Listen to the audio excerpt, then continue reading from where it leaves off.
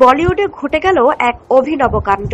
মুম্বাইয়ে Hindi crime thriller show long valley এর প্রিমিয়ারে সরাসরি পরিচালক মান সিংকে জুতা ছুড়ে মারলেন অভিনেত্রী রুচি গুজ্জার। তারই একটি ভিডিও মুহূর্তেই ছড়িয়ে পড়ে সোশ্যাল মিডিয়ায়। তা নিয়ে চলছে নানা আলোচনা সমালোচনা।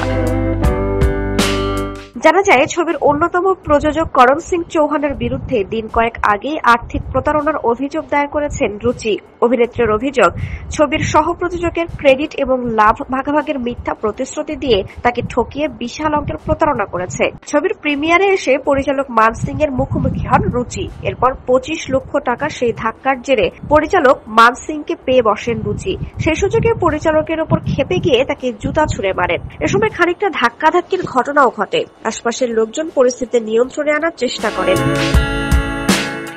ভারতীয় গণমাধ্যমগুলো বলছে, এই লেনদেন ঘটে 2023 সালের জুলাই থেকে 24 সালের জানুয়ারি মাসের মধ্যে। রুচি জানান, একটি নতুন ধারাবাহিক নির্মাণের কথা বলে করণ তাকে প্রযোজনায় যুক্ত করার প্রতিশ্রুতি দেন এবং একাধিক কিস্তিতে অর্থ নেন, কিন্তু প্রজেক্ট বাস্তবায়নের কোনো উদ্যোগই নেওয়া হয়নি। রুচি এ নিয়ে এরই মধ্যে একটি এফআইআর দায়ের করেছেন। তার দাবি, প্রতারণার শিকার হয়ে তিনি মানসিক ও আর্থিকভাবে চরম বিপর্যস্ত। এর আগে কান চলচ্চিত্র উৎসবে ভারতের প্রধানমন্ত্রী নরেন্দ্র মোদীর মুখখচিত নেকলেস পরে লাল গালিচায় হেঁটে নজর কাড়েন রুচি গুজ্জার। সেখান থেকেও আলোচনার কেন্দ্রে চলে আসেন তিনি।